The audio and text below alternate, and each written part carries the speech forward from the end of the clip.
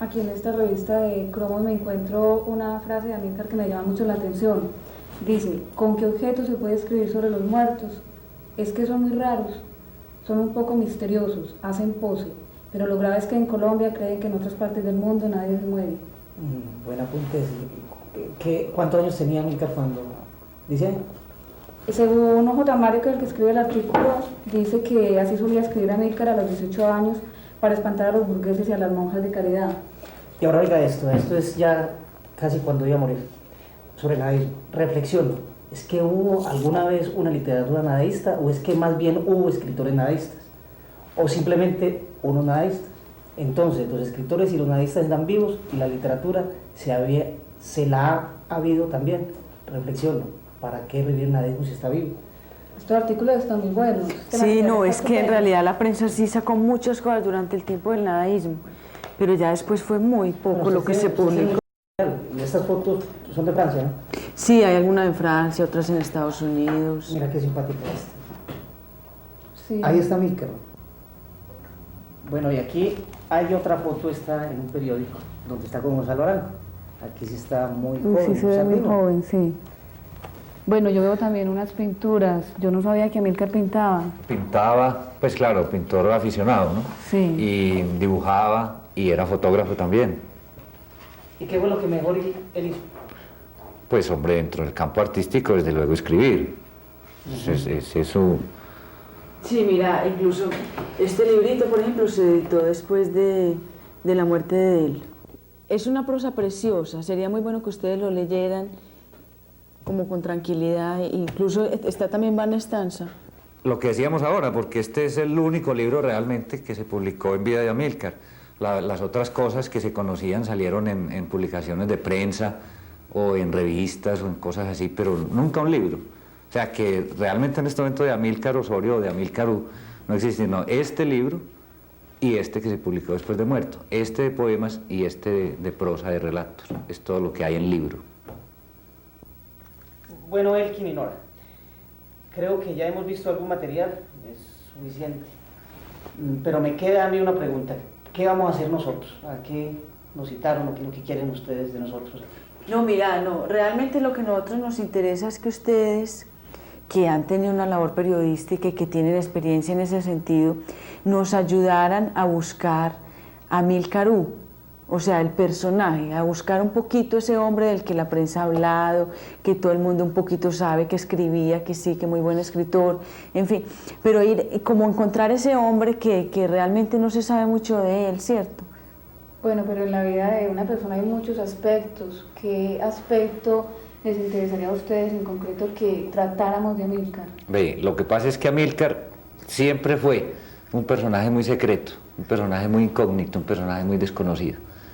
Inclusive pues no se sabe si es Amílcar o Amílcar Osorio o qué es lo que estamos buscando. En síntesis es como el personaje. Ahora pensamos que, por ejemplo, Nora y yo pues tenemos, mejor dicho, tenemos algo estamos prejuiciados porque de alguna forma lo conocimos, hablamos con él, en fin, ustedes no.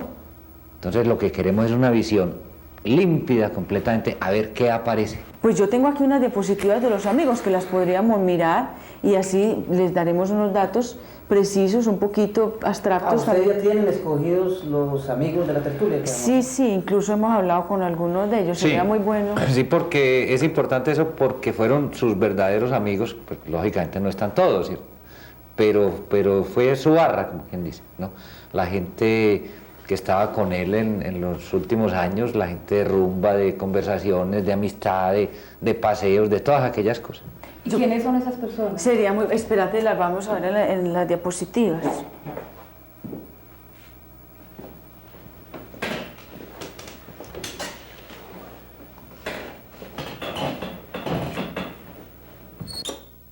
Luis Fernando Correa, economista, amigo de Amílcar desde la época del nadaísmo. Financió la única edición de Amílcar publicada en vida, Van Estanza.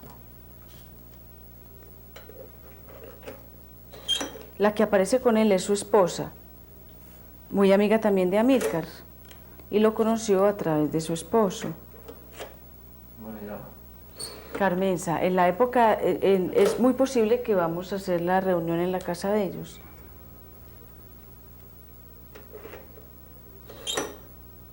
Héctor Escobar, pintor, conoció a Amílcar desde muy joven, cuando era casi un niño. Ambos vivieron en Nueva York más o menos por los años 60.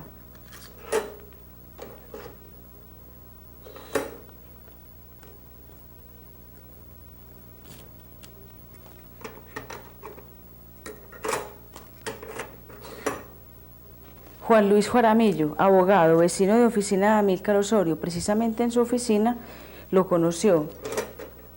Y allí se hicieron muchas tertulias de este grupo.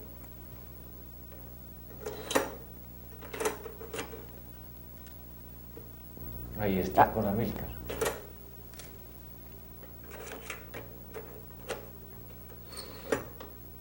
Gonzalo Uribe, arquitecto.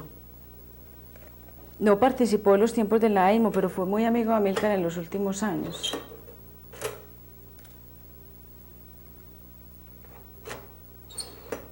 Fabián Uribe, arquitecto, hermano de Gonzalo, estuvo presente en la muerte de Amílcar, ahogado en el lago de la finca La Oculta.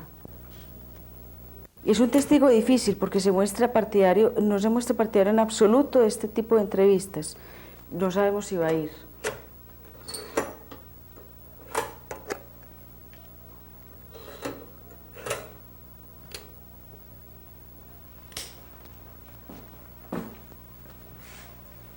Bueno, y la foto de Amílcar no salió.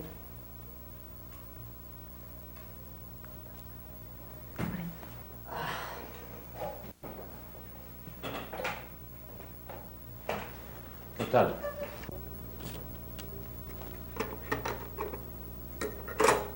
Según veo, ustedes escogieron bien los personajes. ¿Esos personajes van a dar cuenta de lo que fue Amílcar o falta más? No, esperamos que sea una visión precisamente de los grandes amigos de él, en un momento muy importante que es, digamos, la última época de él, o sea, los últimos años, no sé cuántos, 5, 8, 10 años. Bueno, Y la otra cosa es que es muy bueno con ellos porque de todas maneras ellos no solamente eran amigos, sino que, por ejemplo, Luis Fernando editó el libro de Van Estanza.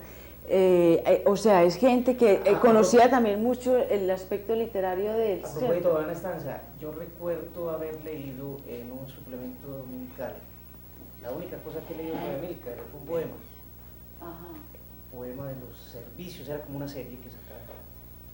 Los Se servicios, sí, se refería como a la fiesta. Hay varios salieron en el libro de él precisamente. Uno que lo de la fiesta, que es el que más recuerdo.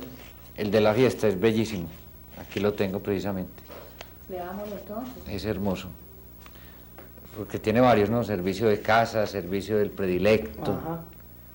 pero el de la fiesta es servicio de lecho. ¿Cómo es? ¿De qué? De lecho. Dice así: somos la fiesta, Señor, y este Damasco.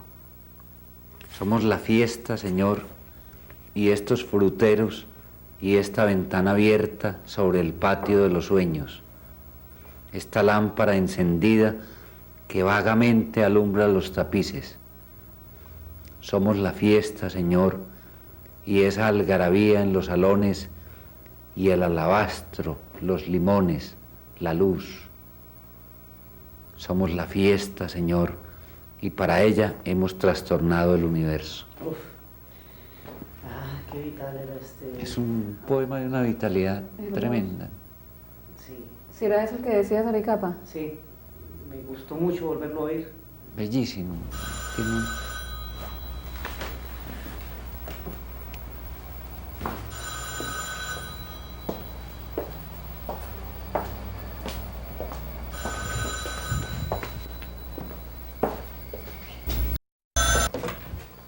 A ver.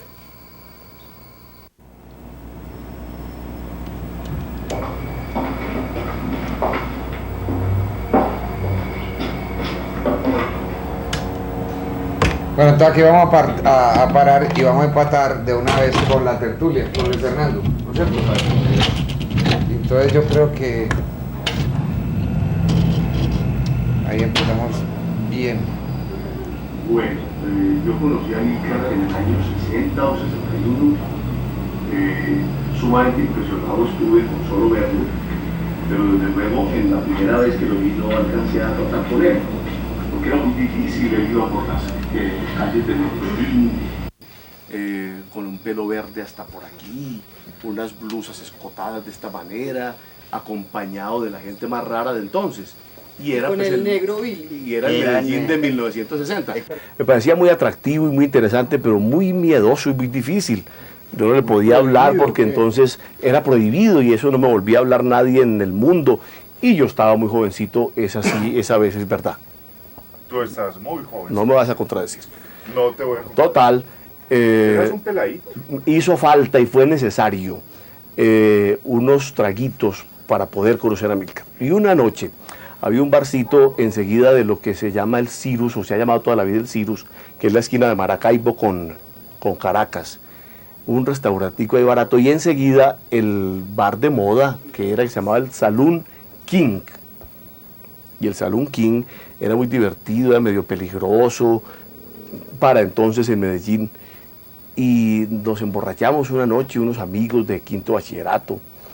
Y de pronto a las 4 de la mañana, claro, entró Amílcar como un sainete, La gran vedette. con una rosa hawaiana aquí al cuello, pero de camiseta escotada otra vez. Y de pelo verde, y nos pareció tan sensacional que yo me apuré un roncito y dije, Amílcar, y lo llamé a la mesa.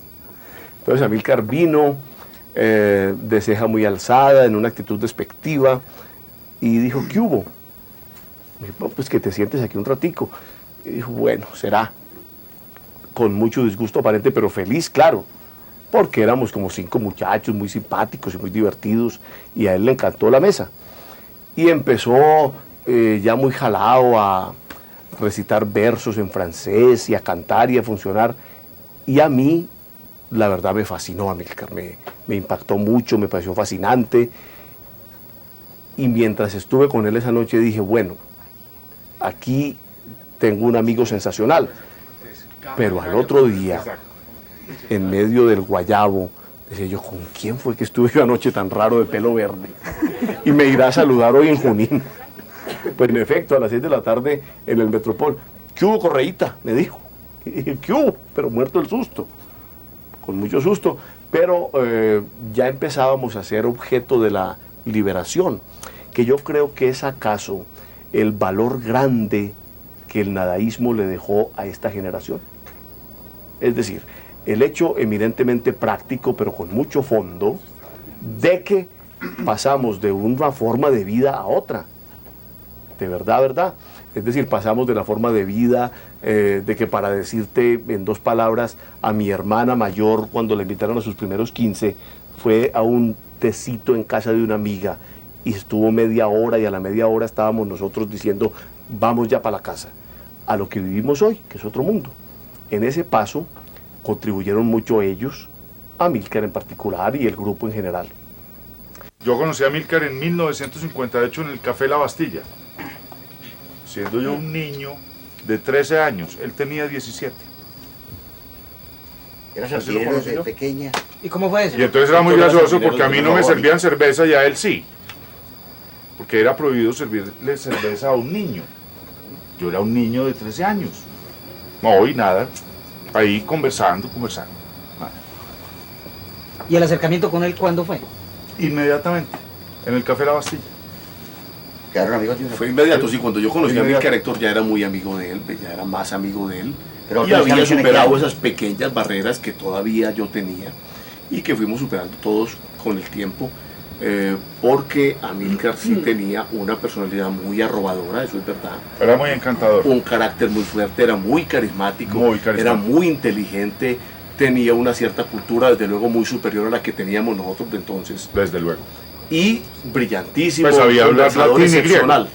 Era un conversador Que excepcional. era muy gracioso, porque él sabía palabras en latín y en griego, entonces eso era muy Claro, agradable. eso te sorprendía, y hablaba francés sin haber salido nunca del país, sino por sus estudios, Sí, del eso es seminario cierto, un poco, por lo que él había pulido y perfeccionado. Correcto. Porque era un personaje sensacional desde entonces, que nos atrajo mucho, y ahí formamos esa liaison de la que no hemos acabado de salir.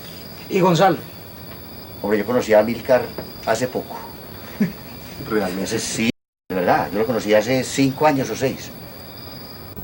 No, mucho Pero más. había oído hablar de él Ya tiene una bastante. imagen. Toda la vida. No, porque tú conocías a Amílcar desde que... Oh, yo conocí a Amílcar hace exactamente 5 años. ¿Y cómo fue? En Brasil. Pero tú viniste del Brasil Lo hace conocía por 8 referencia porque años. tenía oficina.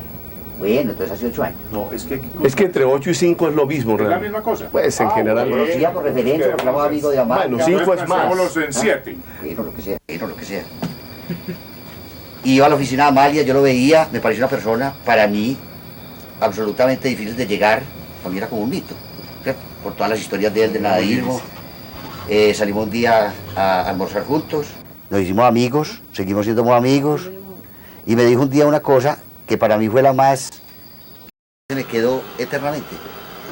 Y es que me dijo que todo el mundo creía que él era una persona muy inteligente, que era el tipo más bruto que había existido en la humanidad. Te dijo eso. Me lo dijo. Pero lo dijo por broma. ¿Ah? Por supuesto, por broma. Claro. Le pareció en ese momento porque Amílcar decía de entrada esos disparates. No, pues sí, yo no lo tomé a pecho, yo estoy contando una cosa que él me dijo. Pero él afirmaba que era el más inteligente de los nadaístas.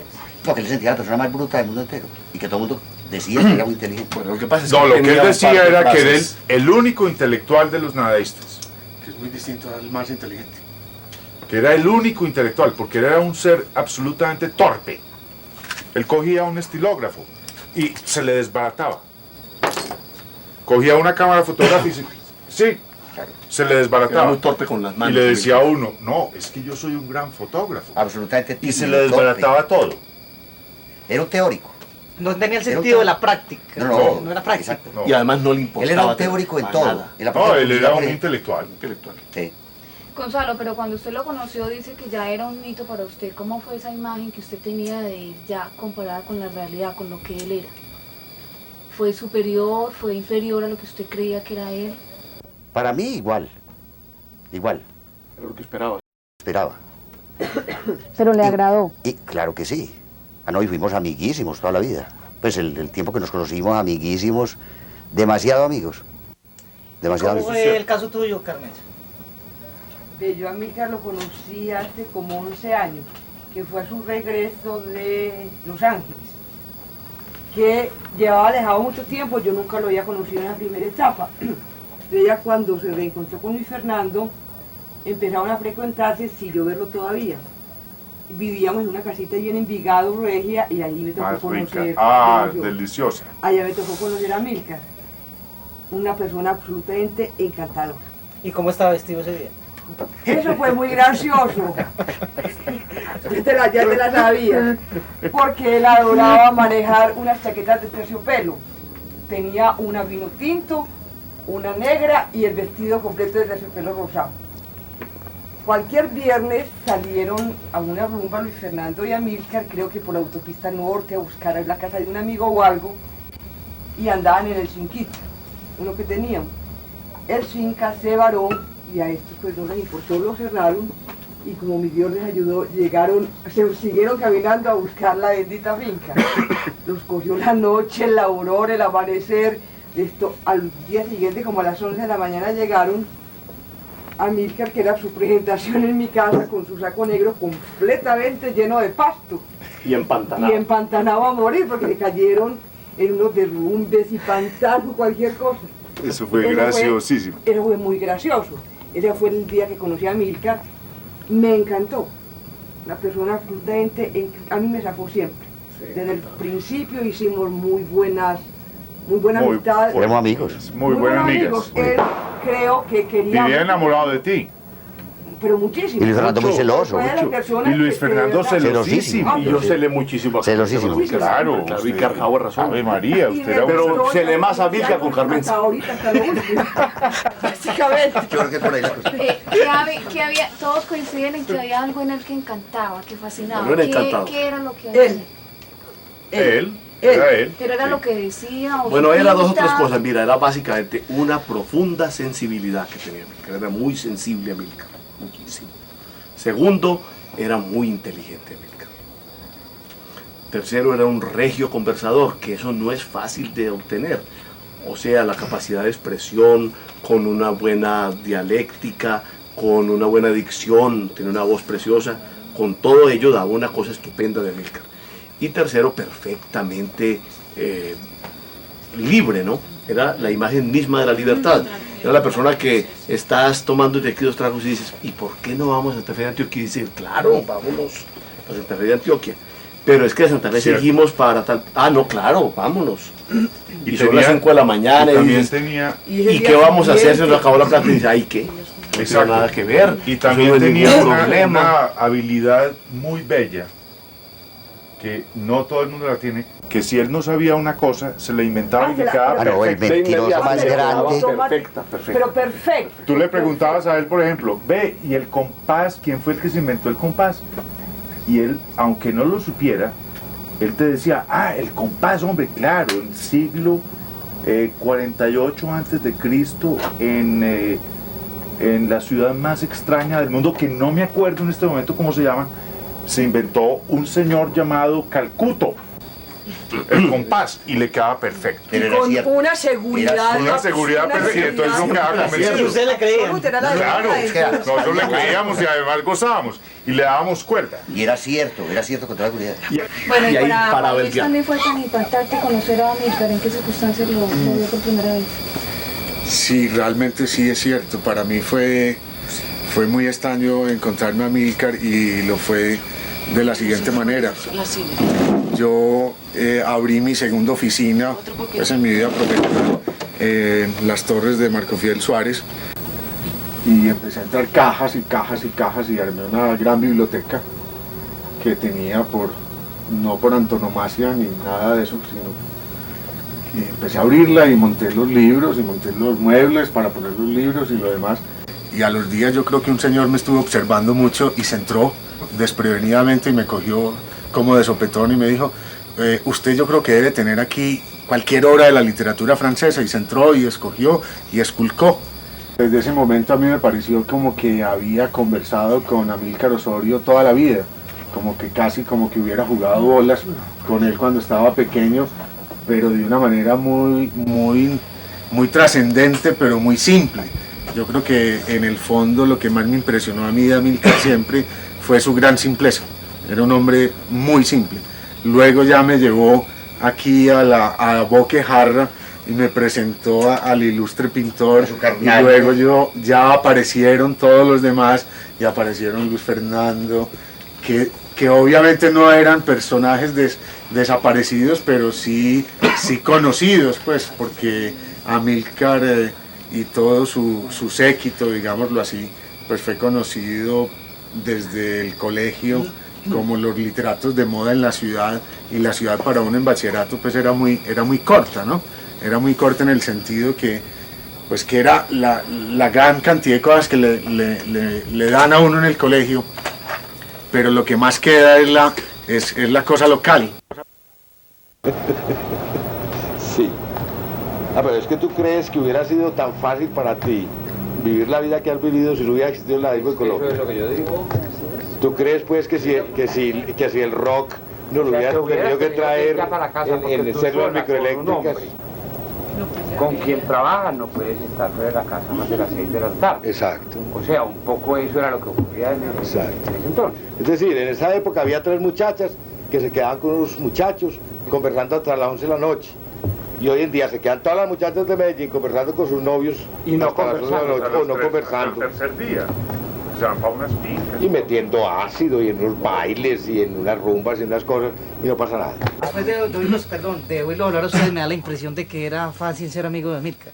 Sí, muy fácil. No, yo quiero en eso hacer una claridad. No era fácil, sí. Era fácil. No, fácil si uno le gustaba. Supremamente difícil. Era muy fácil si uno le gustaba. Era un hombre muy exigente en cuanto al talento de la Era gente. muy fácil si a uno le servía. Si uno le caía bien, si le parecía que uno pero la caída bien estaba a la altura de tenerlo a él como amigo. Exacto. Pero el resto era absolutamente impotable. Era imposible. Porque mira, Amílcar con el común de la gente era no antipático, sino detestable. Pero Gonzalo dice que era muy tímido. ¿Cómo se entiende un tipo que anda con una carrera? Era detestable, claro. Eso es timidez. Claro, es una gran timidez. Es que la timidez es agresividad. Es una gran agresividad. También tenía cierto complejo. Él era, por ejemplo, especialista en artes marciales. ¿Cómo así? Claro que sí.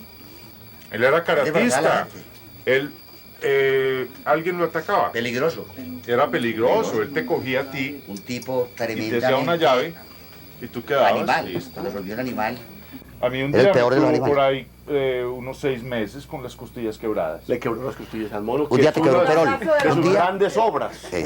Un día le quebró un perol. ¿Te acordás? Bueno, él era vanidoso, Muy vanidoso, total. hasta la pedantería, ¿o no? Ah, no, él era fabuloso en ese No sentido. haber sido obispo, ¿cierto? Obispo no, papa. Yo creo que... A ver, sobre la pedantería de Amílcar, cuenten ustedes historias de la pedantería. No era pedante. Bueno, mira, era una vanidad, era de un hombre... Es decir, Él no era era una pedante, profunda era un hombre convicción de que él era un hombre muy brillante, muy inteligente, y que a su lado la gente le quedaba lo era. chiquita, lo cual era verdad en el 90% de los casos. Hay algo muy agradable. Yo creo que uno puede pensar que uno es la Santísima Trinidad, pero tiene que admitir que tiene más hijos la Santísima Trinidad. Yo creo que ese era el caso de Amílcar. Amílcar se sentía en la Santísima Trinidad del Espíritu Santo, pero admitía que estaba Cristo verdadero y todas esas cosas, pues, para hacer esas analogías. Hacía su Él básicamente era Él una hacía gran sus- compañía. Mira, sentarse una uno gran- con Amílcar en una excelente. mesa aquí que nos sentamos. Bueno, era un muchas veces. conversador. Era una exquisito. era delicioso. Así eso muy era simple. fantástico. Algunas veces sí me dijo, porque yo trataba mucho de conversar con él por algunas circunstancias muy propias, y me decía, hombre, usted es que estudia cada vez que quiere hablar conmigo, usted se prepara pues, para hablar conmigo. Usted... ¿Cómo te parece Entonces yo le decía, la pretensión? Lo que pasa es que usted es una enciclopedia, usted es como un diccionario, porque usted lo que no sabe se lo inventa, y lo que no puede inventar, pues entonces va y lo investiga también al mismo tiempo que yo. Pues me dice, ya vengo, voy a ir allí, y ahora allí a mirar el diccionario a ver qué es lo que nos estábamos diciendo. Yo creo que ese era Amílcar. Amílcar era ese tipo de personajes. Sí. Es que una vez le preguntaron en el Museo de Arte Moderno que cómo se puede conseguir un carnet para ser nadadista.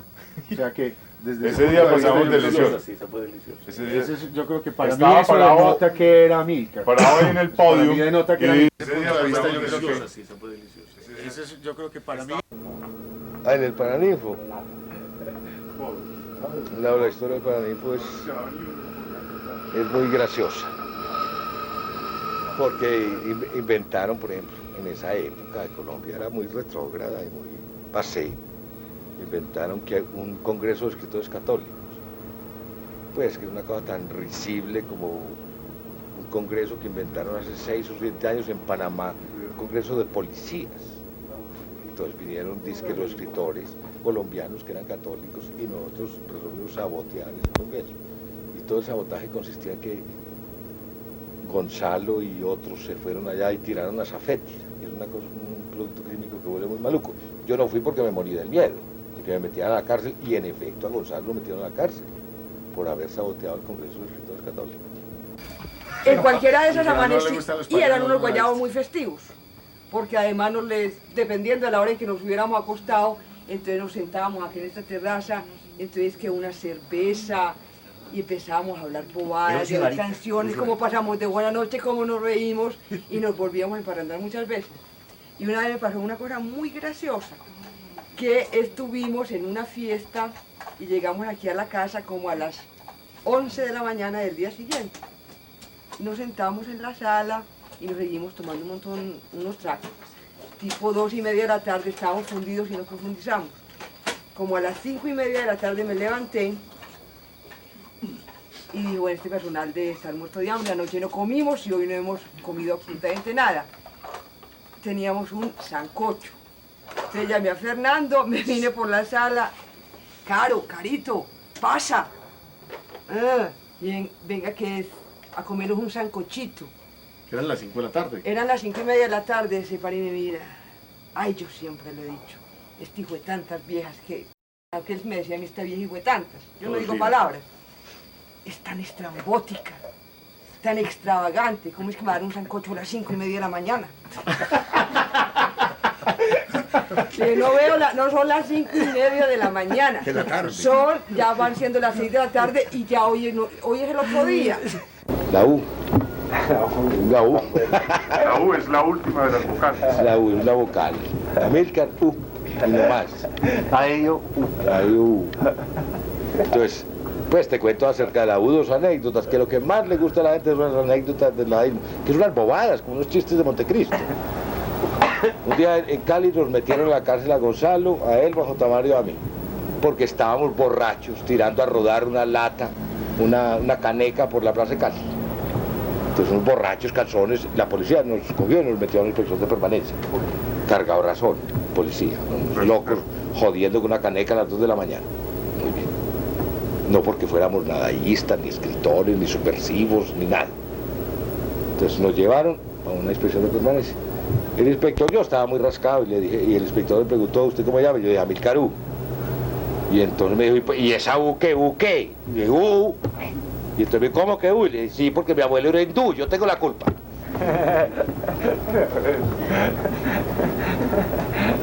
El otro día estaba en casa de un amigo de la buena sociedad de Medellín y su mamá, que era una anciana en esa época, cuando me presentaron me preguntó, ¿y usted de cuál es U es? Como toda señora antioqueña. Bueno, hay una cosa, ¿a qué horas escribía Amílcar? Bueno, Amílcar escribía muy poco en la última Yo creo que época. no escribía en los últimos 8 años, o 10 años de su vida. Yo creo que muy No, ¿sabes qué? Escribió muy poco. Me habló varias veces de unos libretos, de un libro que estaba escribiendo, que me amenazó 2 o 3 veces que me los iba a traer para que lo mirara a raíz de la crónica de la muerte anunciada de García Márquez. Ah, sí. Que le dije, la leí, Carito, me encantó, como te gustó, y me dijo, pues no, tengo que traerte, si te gusta esa literatura, para que veas una cosa buena, lo que acabo de escribir, que pienso mandarlo a un concurso que en De la momento ESO, de... Usted veía a García Márquez como un moco. Sí, claro, veía Decía, muy mal a "Es un García. pobre bobo". Él veía a todo el mundo Soy como yo. moco. No, pero había cosas que respetaba mucho, pero él a Había García cosas que Márquez lo veía muy mal. Como a quien Básicamente, no muy mal. Él que respetaba mucho, por Básicamente, ejemplo, lo que yo que me le gustaba acuerdo, a mira, Amílcar a era- Rambó. Rambó para Amílcar fue siempre un ídolo, a pesar de su Sí, pequeñísima pero ¿tú producción. sabes por qué le gustaba Rambó? Le Por eso encantaba. mismo. Porque que era Rambó Rambó. se fue a trabajar en una mina. Bueno, pero eso es una razón. No, yo creo que tiene una razón. Entonces más él importante nunca que eso. quiso volver a Magá, porque él estuvo en Amagá. Ponle que sea esa, pero El es una papá razón. de él Y fue, adoraba a Rambó. el papá de él fue, no, fue alcalde de Amagá. Y odontólogo. Entonces Pero, Amílcar Amílcar- vivió, claro, Amílcar vivió en Amagá. Yo creo que él quería a Rambó porque a Rambó le dio mucho miedo darse cuenta que era un buen poeta y a él le pasó eso, yo creo.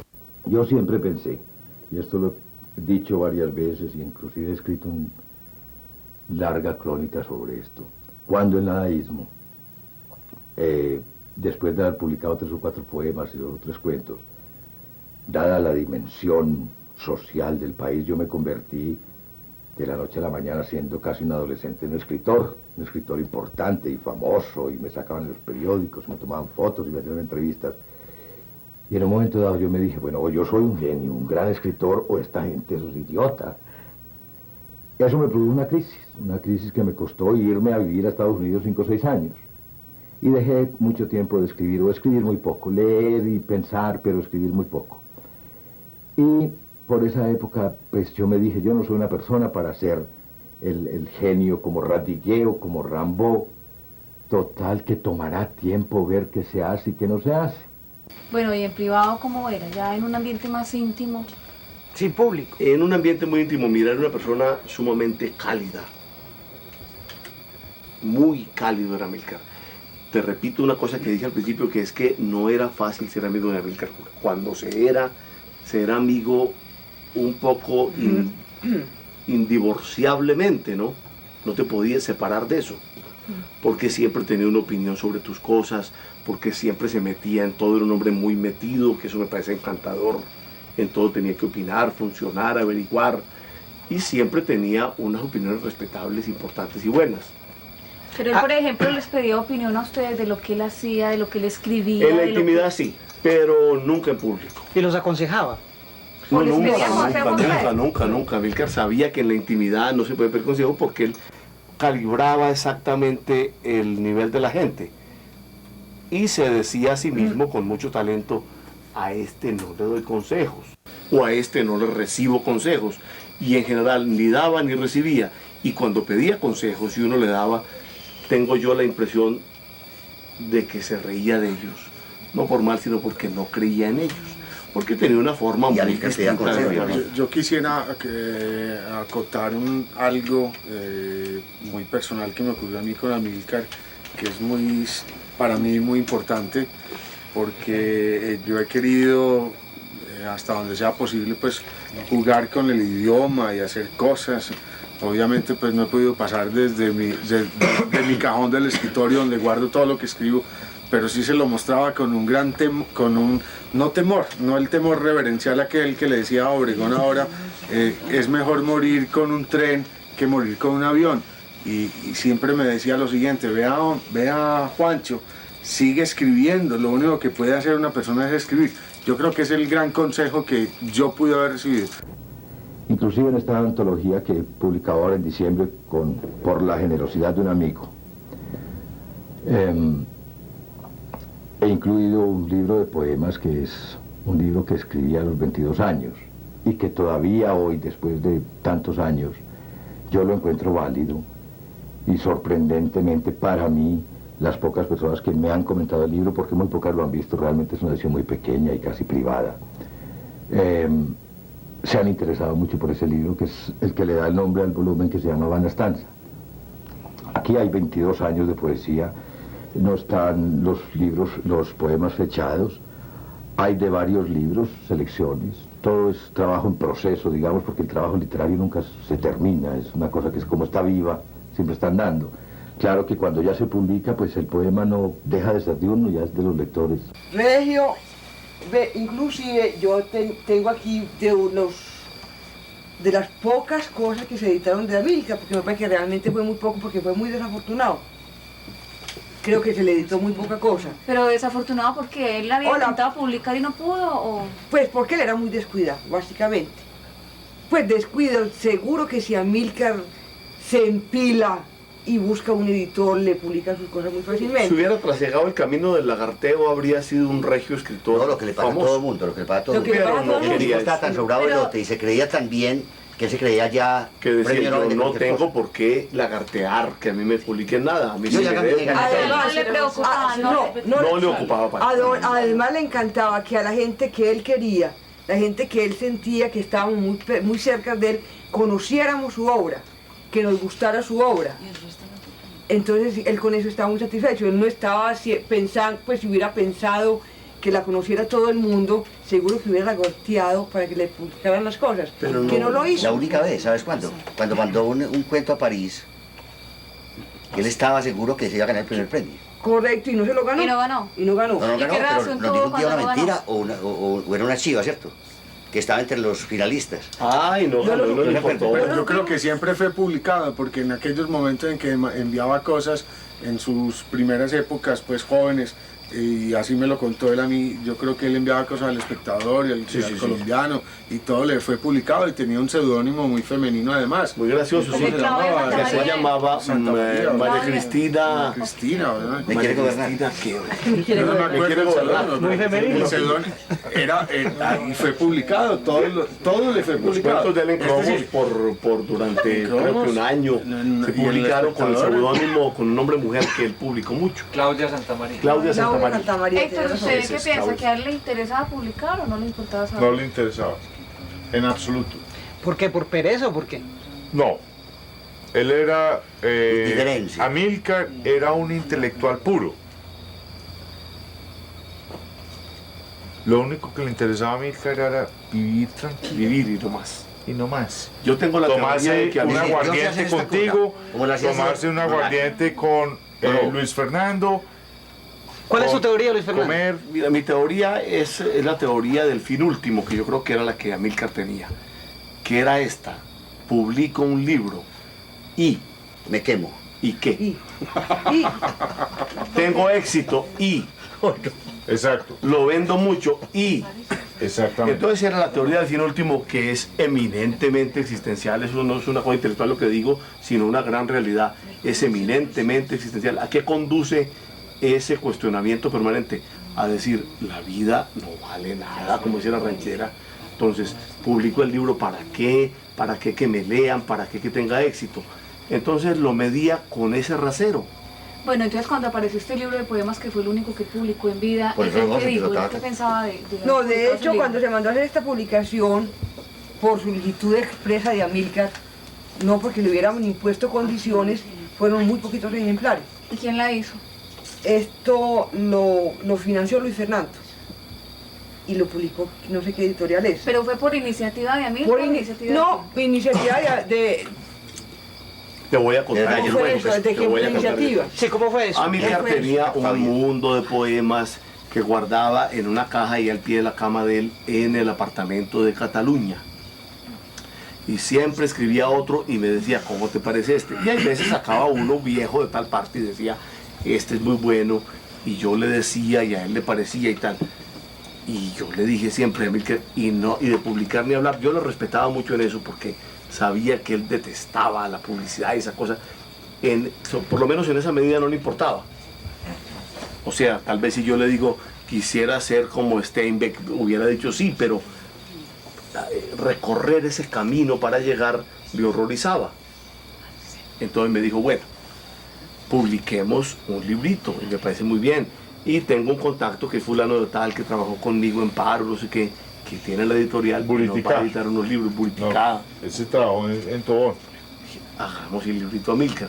¿Cómo lo quieres? Y me dijo, no, quiero que sean 300 ejemplares para regalar a los amigos. No más. La edición salió en un diciembre. Y Ahí sería otra tanda. En diciembre y en febrero fue No nos entregaban por error o por enero, lo que febrero. Fue a los días, total, que cuando salió el resto de la publicación ya Amílcar no existía. Bueno, ¿y cuál fue la motivación suya para publicarle eso? Bueno, la motivación mía fue que me parecía un extraordinario poeta fuera de lo frecuente, que no tenía con qué publicar un libro y yo podía publicárselo. Es así de simple. Lluvia de su canto de muchacho desolado. Llora sobre mi corazón la lluvia de su canto de muchacho desolado. Trizas de mi Lloro capilla sobre el contenido de duras desierto, gotas, de este trizas pecho que de mi agita sus capilla dunas, sobre el desierto, alejando cada de vez este los pecho oasis, que agita sus dunas, lágrimas que se alejando cada hunden vez en la los piel, oasis, buscando las cisternas lágrimas de la que se ternura, hunden en la piel, lágrimas que buscando buscan las la cisternas sangre de la ternura, para convertirse en lágrimas rosas que buscan fijos. la sangre, Llora para sobre convertirse Rahul, en rosas fijos. llora aunque sea sobre mí. Llora sobre Rahul, llora aunque sea sobre mí. Se ha insinuado, porque nadie lo ha dicho abiertamente, pero todos han insinuado que lo de Amílcar fue un suicidio. Y yo tengo la absoluta seguridad que no fue así. Amílcar adoraba vivir y Amílcar no tenía en ese momento dado de su vida ningún motivo por qué suicidarse. Entonces yo descarto esa tesis en un 100% y no la discuto, ni la comento, ni la hablo. Yo creo que Amílcar, cuando estuvo en el lago de la Culta y salió ante Fabián y Rigover y Mario Ceballos montado en una lancha, salió creyendo que era una diosa encantada chipcha, se levantó y se tiró. Él siempre quiso morirse ahí. Él siempre quiso morirse en el lago. En el lago, te hablo del lago de la Oculta. De la Oculta es un lago que queda en Jericó. Es un lago profundo. Es un lago maluco. Un lago muy profundo, poético. Y él siempre dijo, yo me voy a morir aquí. Y qué tan rico que Amílcar se murió allá. Pero mi amor, es que tú me preguntes a mí que yo tenga alguna relación frente al suicidio, es como si me preguntaras usted qué relación tiene o qué posición tiene frente al pan francés. Una bobada.